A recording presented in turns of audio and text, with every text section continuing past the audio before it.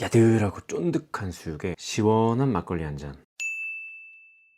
생각만 해도 침이 고이는 최강의 조합이죠. 하지만 이 필승 조합의 현실은 어떻습니까? 물가가 미쳐 날뛰는 요즘 큰맘 먹고 수육 한번 먹으려고 하면 배달 가격을 보니 가격이 이게 뭐야. 그래, 현실적으로 만들어 먹는 게 경제적이다. 고기 사서 냄비에 물 끓이고 잡내라도 잡고 싶다 하면 한약재에 된장에 온갖 거 다 때려넣고 불 미세하게 조절해가며 마냥 기다리다 보면 먹기도 전에 지쳐버리기 일쑤입니다. 또 이게 다인가요? 뒷정리할 때 싱크대에 가득 찬 기름때를 보면 벌써부터 한숨 나오죠. 바로 이 수육, 보통은 날 잡아서 만들어야 하는 아주 번거로운 요리였습니다. 하지만 현대의 과학과 천재들의 귀차니즘이 만나면 기적이 일어납니다. 바로 오늘은 물 한 방울 없이, 그리고 설거지 거리는 딱 하나, 단 25분 만에 실패 없이 만드는 극강의 수육, 그리고 바로 여기에 숨겨진 맛있는 비밀까지 전부 다 제가 알려드릴게요. 재료 정말 별거 없습니다. 바로 이 전자레인지용 찜기와 전자레인지만 있으면 완성됩니다. 이 찜기 바닥에 양파랑 대파를 대충 슥슥 썰어서 그 위에 통삼겹을 올리고 소금 간을 조금 해서 그대로 뚜껑 닫고 전자레인지 강 25분이면 완성이 됩니다. 진짜 물은 단 한 방울도 넣지 않습니다. 아니 근데 물도 없이 고기를 익히면 타는 거 아니냐 걱정을 하실 수 있는데요. 겉보기엔 이래 보여도 돼지고기는 훌륭한 수분 캡슐입니다. 돼지고기 자체적으로 약 50~60%의 수분과 풍부한 지방을 머금고 있거든요. 즉 외부에서 물을 부어서 삶는 게 아니라 고기 속 안에 숨어있던 이 자체의 수분 분자를 마이크로파로 초당 수억 번씩 진동시켜서 스스로 익게 만드는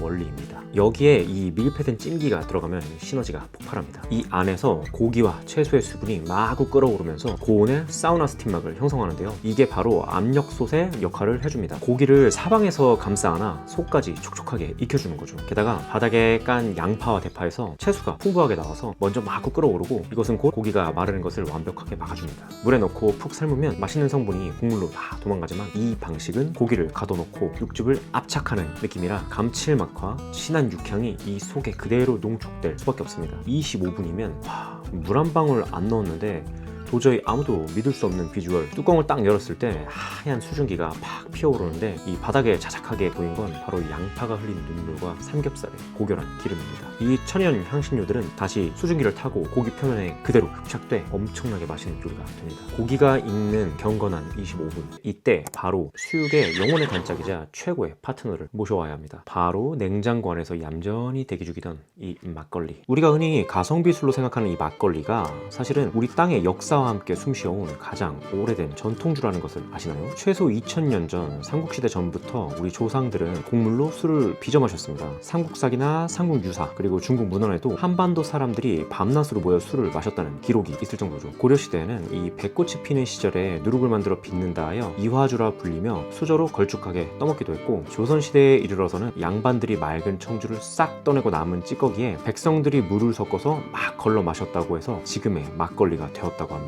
고된 농사일 중간에 허기를 채워주던 백성들의 든든한 마시는 밥이자 K-포션 에너지 드링크였던 셈이죠.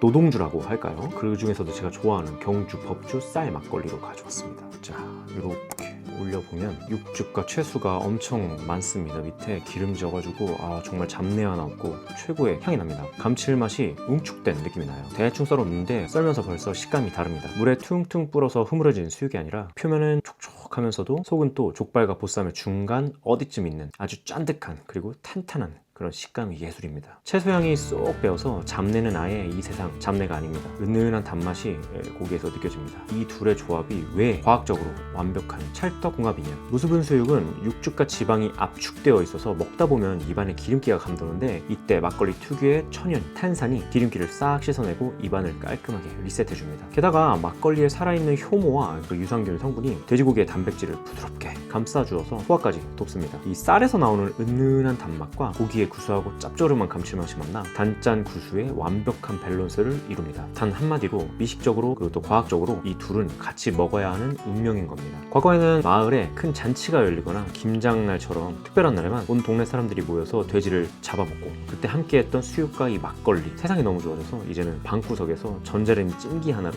단 25분 만에 그 잔치 분위기와 그리고 역사적인 맛을 재현할 수 있게 되었습니다. 세상이 참 좋아졌어요. 저도 이제 먹을 일만 남았습니다. 경주법주는 제가 굉장히 좋아하는 술인데요. 이제 이 안에 밑에 섞어 먹지 않고 위만 먹으면 청주처럼 먹을 수 있고 섞어 먹으면 막걸리처럼 먹을 수 있는데 저는 섞어서 먹겠습니다. 막걸리 자체를 굉장히 오랜만에 먹어요.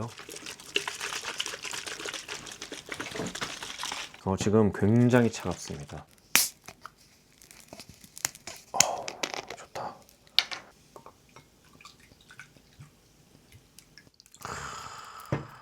보쌈 먹기 전에 한 잔 먼저 하겠습니다. 목부터 죽일게요.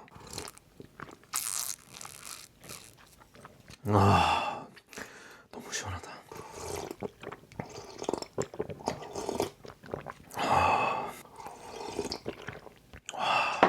진짜 최고의 노동주예요. 너무 맛있을 것 같아요. 잘 익은 고기 단면이 보이나요? 진짜 전자레인지로 하면은 구석구석 균일하게 익어서 이거 좀 맛있게 먹겠습니다. 굉장히 맛있을 것 같아요.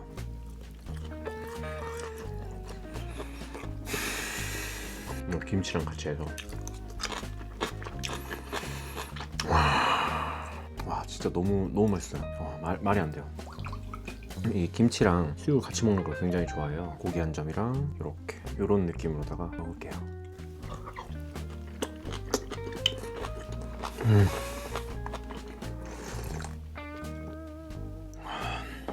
경주법조가 무슨 맛이냐면 되게 신맛이 적습니다. 그냥 제가 보통 먹던 이런 막걸리보다 신맛이 훨씬 적고요. 뒷맛이 좀 고소해서 제가 좋아하는 맛이에요. 비릿한 맛 이런 것들이 전혀 없어서 굉장히 깔끔해서 제가 좀 개인적으로 좋아하는데요. 유통기한이 되게 길어요. 27년 1월 30 이런 애들은 첨가물이 좀 많이 들어간 것 같아가지고 살짝 마음이 찝찝한 그런 것도 좀 있습니다.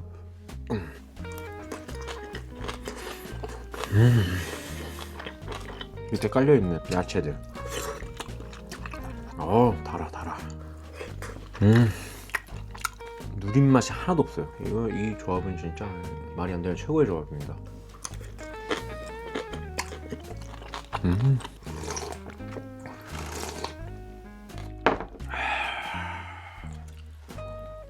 와우.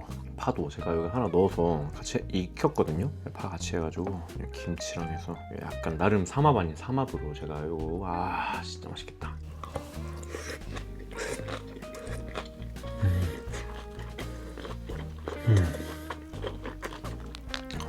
파가 진짜 맛있네요. 향긋하면서 달큰한 맛이 납니다. 요즘에 좀 전자레인지 찜기 사용해서 이것저것 요리 많이 해먹잖아요. 전자레인지 찜기 이용한 무수분 수육도 한때 굉장히 유행했었고 요즘에도 많이 하더라고요. 영상에서 보면 막 15분이면 된다 이렇게 얘기를 하는데 아니 한 25분은 연속으로 해야 돼요. 그 전에 익히면은 자르면서 다 핏기가 계속 나옵니다.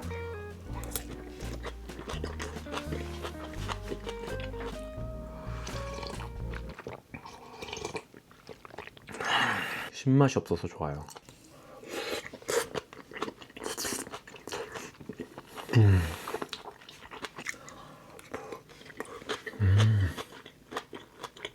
찜기의 최고의 장점을 제가 발견했습니다. 채수에 얘네들이 약간 반쯤 잠겨 있거든요. 시간이 지나도 이게 잘 식지가 않아요. 좀 보온이 좀 된다고 해야 되나? 저는 녹화 중이라서 얘가 꽤나 식지 않을까 좀 걱정을 했는데 굉장히 맛있고요. 전지로 하시는 분들이 있는데 전지보다는 저는 껍질이 붙어있는 미박 삼겹살을 추천합니다. 이 껍질이 붙어있는 삼겹살로 하면 맛있는 게 고기의 텍스처가 다소 조금 단조롭거든요. 근데 레이어가 벌써 지방과 고기 그 다음에 껍데기 있는 쫄깃쫄깃한 레이어가 하나 추가되면서 물릴 새가 없이 재밌고 리프레시하면서 먹기가 좀 좋은 것 같습니다. 껍데기가 꼭 붙어있는 고기로 골라서 이걸 만들어 보시면 너무 좋을 것 같고요. 누린 맛은 하나도 안 납니다. 대부분의 분들이 전자레인지 찜기를 활용해서 이 무수분 수육을 하면은 고기의 냄새가 나갈 데가 없으니까 이게 냄새가 꽉 압축돼서 좀 먹지 못할 정도로 좀 맛이 좀 그러지 않을까라는 걸 좀 걱정을 하시는 것 같은데 제가 이거 한 2번째 해보거든요. 제 경험상에는 괜찮습니다. 잡내가 많이 사라지고 괜찮아요. 이 채소가 이거를 꽤 많이 잡아주는 것 같습니다. 양파나 파처럼 향이 좀 강하고 개성이 있는 것들을 같이 넣어서 하면 중화시켜 줍니다.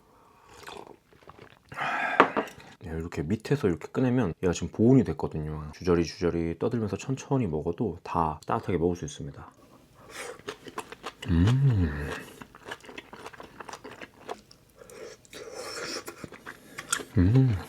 양파보단 파가 맛있네. 맛이 확 변해서 엄청 단 건 양파인데 양파는 좀 흐물통해서 식감이 재미가 없어요. 근데 입에서 이 파는 좀 질깃질깃한 그 섬유질의 결이 좀 남아있어서 파가 같이 먹었을 때 더 킥이 되는 느낌입니다. 양파는 향을 좋게 하는 역할에서 좀 그쳐요. 먹었을 때 재미는 없어요. 참 음식이 참 재밌는 것 같아요.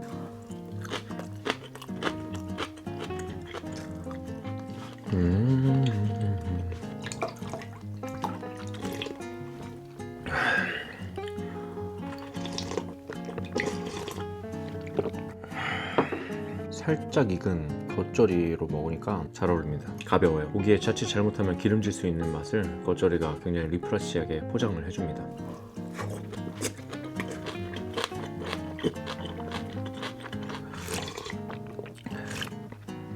세상이 참 좋아졌습니다. 그러니까 남자들은 보통 고기 좋아하잖아요. 수육, 보쌈 이런 거 한번 해먹으려고 해도 손이 너무 많이 가고 얼마나 이거를 삶아야 되는지도 모르겠고 시켜 먹자니 사실 만만한 가격이 아니잖아요. 근데 이렇게 전자레인지 찜기 하나로 해서 밑에 양파 정도 깔고 한돈 한근에 16,000원? 사와서 이렇게 해먹는 게 사실 부담이 많지는 않거든요. 나를 위한 뭔가 위로로는 이거 진짜 최고입니다. 선조들이 이 막걸리를 노동주처럼 마셨잖아요. 저는 개미처럼 살거든요. 열심히 일하면서 아둥바둥 이렇게 살고 있는데 이 막걸리와 이 수육의 조합이 좀 위로가 되는 느낌입니다. 선조들의 지혜와 맛이 지금까지 좀 연결이 되는 느낌이라고 할까요? 이 선조들이 이런 것들로 위로를 받았었던 것 같은데 수백 년이 지난, 수천 년이 지난 이 21세기에도 음식이 저를 감동시켜주고 위로해줍니다. 오늘 너무 맛있게 잘 먹었습니다. 오늘 여기서 영상 마무리하겠습니다. 다음번에 더 재밌는 음식과 술 이야기로 돌아오겠습니다. 감사합니다. 안녕!